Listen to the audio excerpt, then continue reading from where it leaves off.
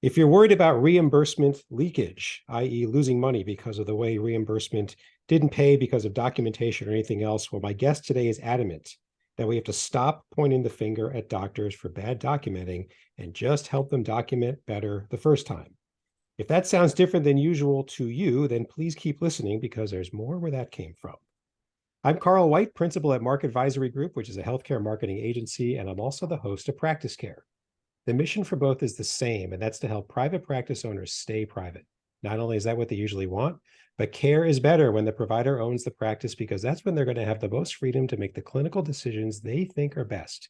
It's different when somebody else owns the practice, whoever they may be, because sometimes, usually, their agenda starts to creep into the provider's ear, and nobody ever gets hurt, but it certainly clutters the agenda, might make them have to make different choices than they would like. Let's just keep it all private and get rid of that altogether.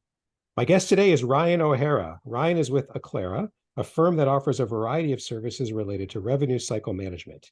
An accomplished healthcare executive with a wealth of experience in revenue cycle operations, throughout his career, Ryan has demonstrated a deep understanding of the complexities of healthcare financial management and has worked to develop strategies and solutions to drive efficiency, reduce costs, and improve patient outcomes. Ryan, thank you for coming on Practice Care. Carl, thanks so much for having me. We had one hell of a cool discussion before we started recording, and there's like 6 other episodes, philosophical, tangible, tactical, strategic, but we're going to stay on this topic today. And I want to start with where I start with every guest. I say it pretty much the same way. Your bio that I read is necessarily short to get us started. You've got a really cool background. You're in an area of the healthcare world I think few others are. Tell us more about you, how you got to where you are, why you are where you are in this part of the healthcare world. Yeah, thank you. And if I get tangential here, feel free to reel me back in. I tend to do that. So I've been in the healthcare space and the revenue cycle space for over 20 years, and how I got there was just kind of happenstance. I worked for, if you remember, it used to be called Kinko's. It's now called FedEx store. Yeah. But I had a client that was in this Medicaid eligibility space. So this kind of niche space of what do we do as a health system or a hospital or a provider when someone comes in and is uninsured, and the group that I was a customer of mine, I was producing collateral for them and stuff. Just asked me to come work for them one day, and I did, and that was my short way into healthcare. So I got into it as in patient advocacy, trying to advocate for underinsured, uninsured folks, mostly in the public benefit realm, the big of that being Medicaid. Right. And then I moved up to COO of that company, and then from there it just kind of expanded into building a similar service for a startup, and then back into hospitals. But it's been a long career. I've spent the majority of my career on the provider side. So on the more healthcare, I'm now on the consulting third-party side, but it's probably 60-40. I've kind of went back and forth. It seems my career's peaks and valleys of working on the healthcare side and then working on the vendor for the healthcare side. Okay, cool. And so when we sort of settled on this topic, when you came out, you were very strong about it. It was very sort of convincing. Look, people point the finger at doctors and, why isn't the money coming in? Why is, accounts receivable so delayed? Oh, it's the documentation. People get mad at the doctors. And you come along and say, 9 times out of 10, they weren't trained, or they need a refresher, or it's a simple mistake. And so you say, let's train them right the first time and keep them trained. Where'd you come upon that? Like, how it sounds obvious when said out loud, but it feels like it's kind of quite insightful because it took so long to come to the surface. So how'd you come upon that? Organically, I would say. So we do this silly thing in revenue cycle where we come up with a goal.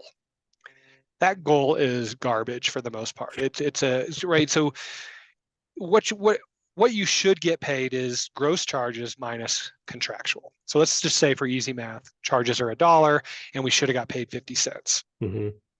You would think that we would say, okay, the goal on every single episode of care, continuum of care, would be that we get 50 cents in aggregate. It's not how healthcare works. We say, okay, here's what we're going to do. We're going to do gross minus contractual. And then we have this thing called bad debt. And then we have this thing called administrative adjustments. And then we have this thing called denials. And then we have this thing called charity cares. And what you end up doing is saying, again, in aggregate, so let's take that 1,000 accounts and now it's $1,000 instead of $1. Sure. And we say we should collect 500, or we should say instead of collecting 500, we say we should collect $420. Okay. Right. And then you put more zeros behind that and you start to understand the magnitude of the order there. So we do this because we know that there is certain stuff that's uncollectible, right? We know that we will not meet the burden of proof with insurance sometimes. We know that sometimes the documentation won't support what we're after, and then we can't go back and get it. We know that there are folks who just can't pay for the care that they need. And we just know that we will administratively screw stuff up. So we'll just have to say, we're just going to write this off to a mess up. Yeah. And so we kind of accept this in healthcare or in revenue cycle as the outcome that we should have. And my kind of argument is all that does is keep you in a loop where you're just kind of trying to chase an amount that's okay. Let's call it a C. If we get back to documentation and revenue more as an outcome than a goal, and we start thinking of this in the way that doctors think of evidence-based medicine. This happened, so this patient presented, has a history of physical this, I'm going to start here, and depending on how that works, I'm going to go here, and then how that works, I'm going to go here. If we think of revenue cycle in the same way, of evidence-based medicine is what that's called, and start thinking of revenue cycle as evidence-based revenue cycle, then we quit chasing a goal and we start thinking about, like, what are the things that happened in this account or these series of accounts, and how do I go back and I fix that root cause? We do very, very little of that. And the reason we do very, very little of that is there's some, I'm very sympathetic to some of it, is time, energy, and resources. Like you can't fight everything while being asked to cut cost. But the part where I say we fall down is we are terrified of physicians. There's a the plane and the pilot analogy I use a lot of, like, you don't tell the pilot how to fly the plane. Yeah. And there's a theme of that in healthcare where we don't tell the doctor what to do. The truth is we're not. It's very differential. Yes, it's so Yes. true. As a category, maybe your individual doctor, but as a we can't. Why not? How dare we go back and tell the doctor we need him or her to do something different? And the truth is we don't want anything to do with the care delivered. What we really want to do is say, I want to improve your documentation, and as a result, I want to improve your quality, because better documentation always equals better quality. It just does. And then reimbursement happens, right? Improved documentation, improved quality equals higher weighted coding. Not that I'm chasing it, but I want to get paid exactly what I should get paid for this service. And the way I do that is I teach doctors how to be better documenters and to understand the burden that comes with documentation. At the end of the day, the resonating message is, I'm actually going to make you a better quality doctor. And I want to come documentation. I want to come back to the link between documentation and quality, because we talked about it before we started recording, but I want to come back to that because that's a good, but you also hit another point, which I wanted to get to, which is the way I wrote it down was the importance is knowing what you should be paid instead of what you actually were paid. And that sounds a little different than what you were saying. So I wanted to just bring that up and, what do you mean by that? So I'll use that same kind of $1 to 50 cent analogy that we had before. If charges minus contractual, and contractual, for those who may not be familiar with the term, is the contractual terms by which your insurance company in that particular episode of care has deemed they will pay. Whether that's all them plus the patient pay, whatever it is, let's call it $50 in this, or 50 cents in this dollar analogy. Okay. So gross minus contractual is 50 cents in this analogy. Insurance companies will do things like do little line item adjustments, line item write-offs, and then they'll pay you 45 without you ever knowing that you should have got 50. Because the contractual terms are always changing. They just say consult the handbook. And it's very, very monotonous, tedious, and hard to maintain contracts. So I think, and especially I would say in private practice, where you might have your spouse or a friend or someone who's running your what you might call business office, but it's a small operation. The idea of investing in contract modeling is very, very hard because it's almost cost prohibitive at smaller scale. When you get to larger scale, the economies kind of take over. So a lot of times practices get paid that 45 cents and they didn't even know they were supposed to get 50. And so they just contractualize 55 instead of 50.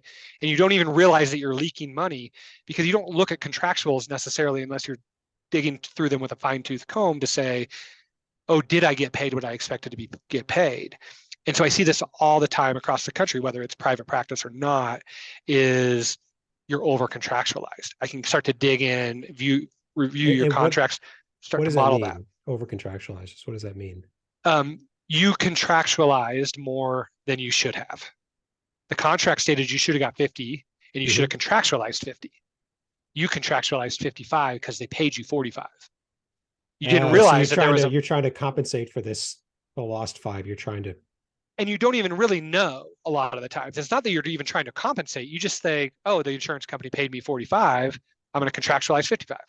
And sometimes the system does it automatically if you don't have contract modeling built in there. So it's this little minutiae, pennies that turn into millions of dollars over time because you just don't have the tools at your disposal to say the insurance company didn't even pay me what they should have. You just thought they did. It's stunning. I mean, I think about, I run a business, I send out an invoice and I know that's what I'm supposed to get. It's that easy. Like we were talking about the grocery store, it should be easy as buying a loaf of bread. That would be the dream. If consuming healthcare was as easy as that, then holy cow. And if you can line item look at every 835 or every UB or every 1500, then you can kind of get, but who has the time? Right? Yeah. Who has the time to say, I'm going to review all of my claims today to make sure that I don't see some line item adjustment that isn't a contractual. Yeah. Yeah. So, okay. And yes, those pennies are going to add up. They always do. So the point I wanted to come back to, you were talking about, documentation is a measure of quality. I don't think you mean, the documents are just really filled out pretty and nice and completely, and therefore they're high quality. You're talking nice about calligraphy. Yeah, exactly. Just gorgeous penmanship. Yes. You don't mean that. You mean something else, right? What do you mean? Yeah. So there's a statement I use a lot, which is coding doesn't equal reimbursement. It's the foundation for every quality metric. The code does in fact equal reimbursement as well. Yeah. But coding is the language of healthcare, right? If you and I are sitting here speaking in English, coding is the language of healthcare. It's everything that you have to anchor back to say, here's how we turned this documentation into a procedural code or HICPIC or whatever the common procedural terminology. We could go through the 5 or so different but the documentation is then interpreted and turned into what we call codes. Those codes are used certainly to say, how am I going to reimburse this claim? Because they're on the claim, but they also are the foundation for every quality. Every one of those codes has an outcome tied to it as well. The easiest of those is in a sense the most complex, which is an inpatient stay. An inpatient stay is by far the most complex. There's multiple people with their hands in, multiple documentation that has to be interpreted, and then the acuity is just higher, which makes it more complex. But what they fall into is a DRG, a diagnosis-related group, and that DRG has a severity of illness, a risk of mortality, and a geometric mean length of stay tied to it. Those are the things that are used for quality. Now they're used in the outpatient space as well, but the inpatient's easier because, if you have a doc who has a geometric mean length of stay of 7 and they've stayed for 9 days, that is maybe through no fault at all of the attending or the physician group that was taking care of them, that is deemed kind of a overly expensive, longer than you should length of stay outcome. Each of those have, in a morbid way, a risk of mortality tied to them. So the risk of mortality of that DRG might be 7, which means morbidly, we expect 7 of 100 of these people to die from this thing, right? And if you're a doctor who has 10% of people dying in a 7% risk of mortality, then you look like a quality doctor. That's all tied back to the code set. It's all tied back to the code set. Okay. So the documentation, it's sort of stupid to say out loud, it really matters, but it's fought all the time, right? I mean, talk about administrative burden, and to kind of bring us back to teach them to code proper, teach them to document properly rather than pointing the finger at them. It feels like this is the full circle moment. So why is it fought so much? Why does it keep growing? Why, why? Like it's a fact of I life, like we all have facts of yeah, life in what we do, and not to minimize it, but why? because it's time consuming, and this is the part, Carl, that I'm incredibly sensitive to this, and I think the doctors who I partner with know that I'm sensitive to this, but I don't absolve them of Mm-hmm. the burden of the part of the job they don't like either. I'm very, very sensitive to the fact that clinicians want to spend time at the bedside. They want to spend time with the proverbial laying of hands Mm-hmm. on sick people. They don't want to sit in front of a computer screen and try to document in a language that they haven't really learned and don't completely understand. Um, the severity, the complications and comorbidities, the multiple Yeah. complications and comorbidities that accompany any sort of stay, the history and physical, the present on admission, all this stuff that feels like a burden that I have to document. But what I go back to often, and I have received argument from physicians on this, and it's a good debate, is who does the record belong to? Now I will have healthcare executives and doctors say belongs to us. But it's me, I'm the patient. Like I was just, as you said that, like, why is it like pulling teeth to get my own I think record? most physicians agree that it belongs to the patient, right? It's their health record. We are Yeah. only custodians of it. And they say, well, the argument I've gotten is, well, we pay for the medical record. Yeah, but we pass that cost along in terms Yeah. of how we bill. Like, so all we are is really custodians. And the best analogy I always give on this is, so does the bank own my money? Yeah. Like it's my money. It's in the bank, Yeah. but I can go get it whenever I want. And I think that's the best analogy I've been able to give of who the health record belongs. It's their record. They Yeah. can come and they can get that record from us at any Yeah. point in time, and they are absolutely by law entitled to do that. We're Mm-hmm. just holding it. Mm-hmm. So it does kind of go back to this idea of I'm doing this part of the job that I don't like. Mm-hmm. Understood. Get it. Agree, actually. I don't like that part of the job either, because Yeah. I'm at the end of the day responsible for record integrity. And so, if we understand that kind of my role is to make sure the record is airtight, if, we were to get legal action against us at the end of the day, it's my responsibility to say, this is a completely accurate record of what occurred in the four walls of my facility during this continuum of care with Carl White. Mm-hmm. Then I think physicians start to understand, like, oh, okay, yeah, this is really about great documentation, so that we've got an airtight legal record, Mm-hmm. we've got an airtight financial record, and an airtight quality record of what Yeah. occurred during any continuum of care. Yeah. And if And we if go you back, explain it to them, most doctors are reasonable. Like they yeah. start to get it, but I do this in my own life. I get myopic on the things I hate, right? And so Mm-hmm. if it's just like, you're making me do this, I'm like, I'm not making you do this. Yeah. I guess kind of I am, but I'm asking you to do it, and I'm trying to explain to you why it's a part of your job that you have to take seriously. Right. So if we go back to the 50 cents, versus 45 cents collected, how much of that nickel is, in your experience, through just bad documentation or whatever the right adjective is, the documentation was, that's why. How much would you say? So you actually get me to a theory I have that has really resonated with people is, I say it's easier to move the dollar than it is to move the 45 cents or the 50 cents in this matter, right? Okay. So really none of that 50 cents is kind of poor. It might be poor documentation, but it might just be some line item thing. Here's what happened. Here's what I say is, it's easier to move the dollar than it is the 50 cents. Trying to find money in those deductions where insurance is fighting you for denials, or you can't meet the burden of proof, or stuff like that, is hard. Yeah. Good documentation actually moves the dollar. So the Hmm. dollar, the charges now are not $1. The charges are now $1.05. Yeah. And what happens is that 50 now moves to 52.50 if the contractual write-off's 50% in a sense. And so I always tell people, like we do in revenue cycle, we tend to get myopically focused on deductions, non-contractual deductions, these things that we feel like are leaking money, and they in fact are, and we Mhm. should perpetually be trying to improve root cause as to why that is. But great documentation actually moves the dollar. Because you captured more of everything that was done. Right. Your Mm. acuity is actually more appropriate. And I hate it. I argue with my peers all the time. They say, my job is to get the maximum reimbursement. Like, well, hold on. Your job is not to get the maximum reimbursement. Your job is to get the appropriate reimbursement. When we Mhm. start, and CFOs say this, we get maximum. And I think it incentivizes the wrong behavior. Most of my contemporaries report to CFOs.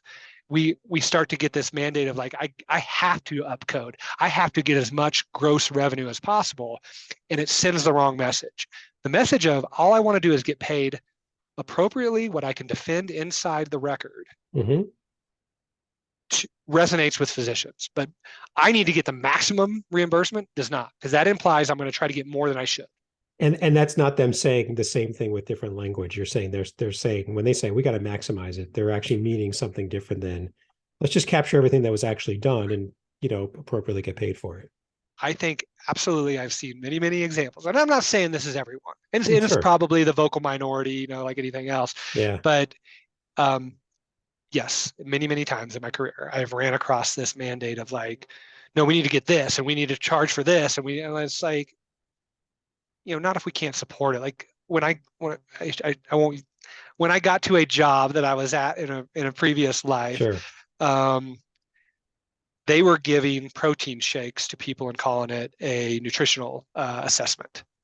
And they were told before I got there, that's what you should do because we can bill for that and we'll get paid for it. I'm like, Jeez. that is not a No. nutritional, you didn't assess, Yeah. malnutrition there. You gave them a protein shake. Yeah. So here's what a malnutrition analysis and assessment actually looks like. You do have to do this. Yeah. And what it ultimately leads to is takebacks.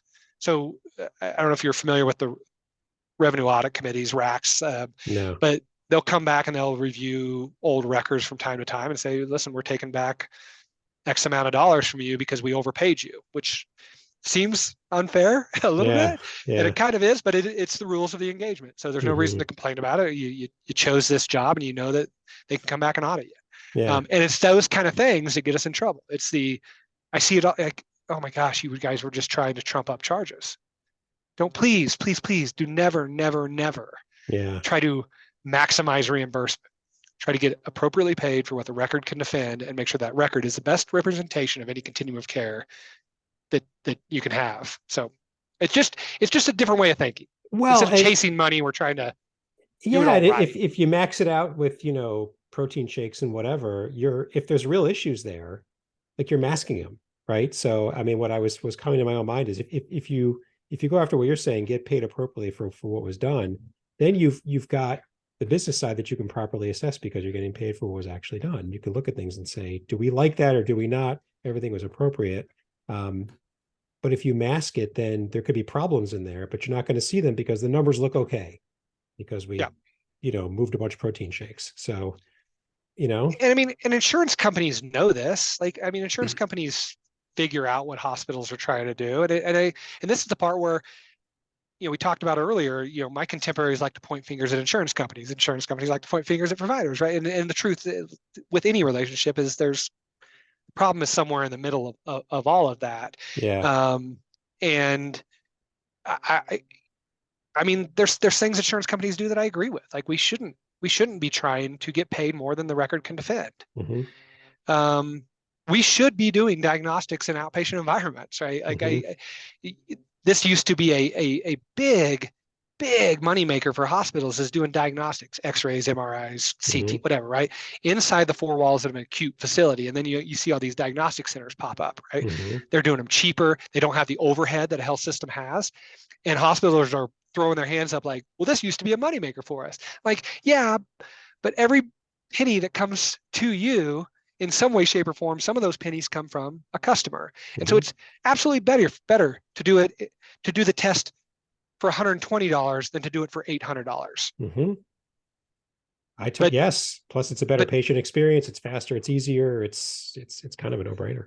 But hospitals look at it and they throw their hands up and they say, well, this used to be a big moneymaker for us. I'm like, I get it, but it shouldn't be. Now, Hmm. should we get reimbursed better in the ED for true emergent care? I think we should, Hmm. right? So, Yeah. or the outpay or the high acuity outpatient kind of stuff that we have to hold people and like, but healthcare's been bad at, I think, uh, core competencies, right? And in a clinic or in a private owned practice, you have a core competency that you should be Hmm. great at. Hmm. Old guard hospitals wanted to be great at everything, and you just can't. Yeah. All it does is lead to high cost care. Yeah. This is why I actually love private practices, which I know, all right, is I use the term all the time. Like, they only eat what they kill. Hmm. Yeah. So much easier. So, I mean, if we kind of bring it home to documentation, you had said in your notes to me, accepting the burden of documentation in your EMR is part of your job. I mean, nobody likes documentation, but when you frame it as appropriate pay, just capture all that was done, and then you'll get paid what you should. Sounds like the battles and everything downstream from there is going to get a lot easier, and a lot of it's going to go away because the documentation is good at the beginning, right? So just accepting the burden. Like, is this what you preach? With people you work with? All the time. Like all the time, I just talk about root cause. And again, I understand that you have to have data to fight the loop stuff because that'll Hmm. always be there. But we could just keep more and more adding to the loop. Um, and I think with clinicians, if you're in your own practice or you're not, but I, I'm I'm I'm Irish. I'm stubborn. I learn things the hard way. Um, like it took me a while to realize that this argument I was having with physicians about money wasn't resonating, but the one about quality and integrity of the record and an accurate record for your patient, like these things do. Hmm. Um, and shame on me because it took me way too long to figure that out. But I mean, that has been my mantra for 15, 16 years now is Okay. like, let's just quit thinking that coding is reimbursement. It's not. Yeah. It's describing what happened. It's a detailed description of what happened during a continuum of care. And it drives physicians crazy when you query them. And this could go for a private practice. I mean, when you come back and say, hold on, I can't bill this or I don't know how to code this, that drives them crazy. I do believe that if you invest and continue to invest in this skill that they didn't come out of residency having, which is be a good documenter and be a good documenter in perpetuity. And I will own some of how to Hmm. get you there. But I need you to come to the table and understand it. Like it does resonate, I think, way Yeah. more than you're costing yourself or some other institution money. Right. Right. It's very interesting. I had never thought of it that way before. I don't think about, physician documentation that much, honestly, unless it's receiving the insurance company bills or working with my own doctor or when my clients talk about it, but nobody likes it. And I don't think they think about it the way you're describing. So I'm going to start saying it to them and see what happens. But it sounds more doctor-like. Just capture what happened, the integrity of the record, it matters. That feels like that would resonate better, than it's all about the money too. Just get over it. And if you're good at it, by the way, you do save yourself time, energy, and effort down the road because now your office staff doesn't have to come back to you and say, Right. I can't code this. Or even worse, like they just say, I'm just going to code it lower. We're going to get Yeah. paid less. No big deal. Not in private practice. Those pennies are a huge deal in private Hmm. practice. Hmm. Yeah, totally agree. A couple of wrap-up questions for you to bring us home. The first one is, in the context of what we talked about, is there anything you think I should have asked you that I didn't? Anything we should have raised, but we didn't? I will just kind of bring up one thing that I think as you deal in private practice, and I'm not trying to lump private practice into smaller practice, although that is kind of where I'm going here. But there are, Hmm. large multi-specialty private practices as well that I'm very, very aware of. But you know, one of the things I would just kind of say is, like, I think we just kind of assume that the insurance companies are unapproachable, and in a lot of ways, if you don't bring a gun to a gunfight, they are. Mm, But if you can bring data, I have found a lot of common ground with insurance companies because they are regulated just like we are. But if you can bring data to insurance companies and say, looky here, you have underpaid me and you seem to be doing it over and over again. um,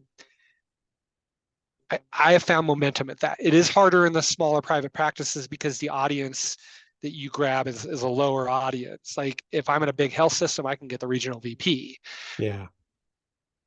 after I go through my provider rep. But I would just say try to build relationships with your provider rep, whoever that Hmm. is. Um, at the end of the day, they are people as well. And I think most of the, I would say, malicious decisions that insurance companies make, and again, not pointing fingers only at them. Mm, We got our own efficiencies and inefficiencies as well.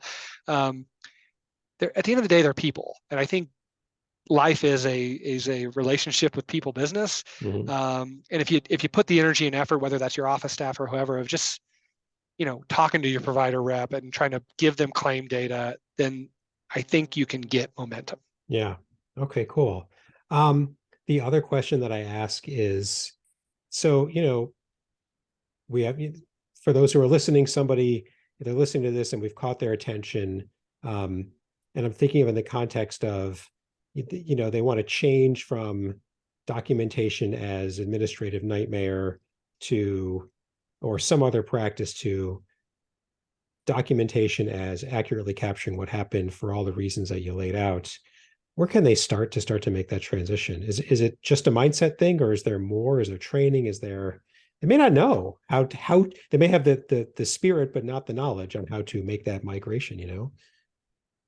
Yeah, so a lot of it I do. I think with anything in life, probably 50% or more is just a mindset. Like I want to be good at this. Hmm. This is something I want to invest in me to be better at. Um, and I think most physicians are global thinkers and are these people who got into the practice of medicine to do great work and to heal people. Um, and if you can get into that mindset of like me getting better at this actually improves outcomes, Hmm. um, then I think that's a mindset that I would encourage physicians to get in. Um, Understanding coding a little bit does help. Yeah. I was going Um, to ask you, like, there's billers and coders, there's the art and the science. I've heard all these things, and it just, as you were talking, makes me wonder, do physicians, what kind of exposure to coding do they get? so on the professional side, it's a little more organic, right? On the lower acuity professional side of it. So we talk about professional billing and hospital billing. Okay. Hospital billing is this UB universal bill with all kinds of complexity to it. Professional billings is a little simpler in that it's more just kind of codes. Hmm. Um, so understanding that language drives codes, I think, is a mindset too, and that'll help kind of Okay. get you that my language here means this in terms Hmm. of how it's coded. My language here, when I say this is how it's interpreted into the language of healthcare, again, that I mentioned earlier, the code. So I think kind of understanding that certainly helps. But lean on your coders. Like I, I call coders ninjas. They are this like assassins wearing Hmm. all black inside of healthcare that can kind of just do everything to the extent they've got good documentation to make everything Yeah. downstream easier. Yeah. Um, there used to be, so there's inside more acute healthcare, so hospitals, there's this thing called CDI, clinical documentation integrity, sometimes called clinical documentation improvement. But this used to be like nurses. And I use coders. Like I started using coders like 8 to 10 years ago. I don't, if you're a nurse and understand coding, that's great. But I'd rather you have the coding foundation because you Hmm. you are the person who can then say reverse engineer back to here's why I can't meet what you're trying to say. Yeah. Yeah. Um, and coders are better at reverse engineering than nurses. Nurses are more in the record. They think forward. I think coders think backwards. Hmm. Both really equivalent good skills to have. And if you have both, then you're probably a really badass CDI. Yeah. Um, but just understanding coding is so key. So it Just makes me wonder, like, is it common for, the clinical staff to get with the coding staff and say, let's develop a language. When I write this, I mean this, and what do you mean? And just, sort of develop this so that there's more fluidity of, so that the documentation translates from what happened to the proper coding. yes, and here's kind of my statement, I think makes a ton of sense. Here's the problem: is coders are by nature introverted. Nurses are by nature a little bit more extroverted, right? So you have to find those coders who also have some people skills, some charisma, because it was really the first job in healthcare that was remote, and it's been remote for 30 years. Now, post COVID, there's a lot more things that people have said could be remote. But coders have been remote in their home, in their pajamas sometimes, doing work for years and years and years. And so I was so fortunate in one of my stops. I had just an amazing, charismatic coding leader. If she ever listens, her name is Damon Schmelsley. She was incredible, but she was so great at kind of this. I can take this. I'm also personable, and I can reverse engineer back to why to a doctor, and they would listen.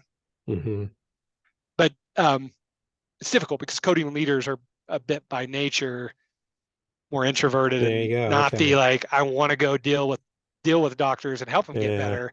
Nurses deal with doctors every day, right? So I think that's part of it, is you got to just meld the two of them together as opposed to one or the other. Fair enough. Cool. Well, thank you. Thank you for coming on and bringing this topic to light. Hopefully we've convinced a few listeners to rethink their relationship with documentation and maybe turn the corner on whatever level of anger and frustration they might be facing. So thank you for coming on Practice Care and helping us out with this. My pleasure. Enjoyed the conversation. And again, the last thing I would say is, like, I do sympathize with it. I'm not trying to minimize it or gloss over it. But if you want to be a great doctor, you have to be a great documenter. Yeah, there you go. Perfect. So Ryan O'Hara with Acclara, we're going to take all the contact information that you gave me and put it into the show notes for your episode so that anybody who wants to contact you will be able to do so. A couple of points before we wrap up. If you haven't done so already, please subscribe to Practice Care. We're on Apple, we're on Spotify, we're on YouTube, we're on most other major platforms. We're easy to find, and we do a new episode every week. And the easiest way to stay up to date with new episodes is to subscribe. So please do so as soon as possible. And finally, if you're someone like Ryan or I who seeks to serve private practice owners, or you're a private practice owner yourself, either way, if you've got some experience on the business side of private practice that you think others would benefit from, we want you to come on Practice Care as soon as you can and tell the world about it. In the show notes to Ryan's episode, in every episode, there's a link, a couple of clicks. Tell us what's on your mind so we can get you scheduled as soon as possible. Thanks very much, and until next time.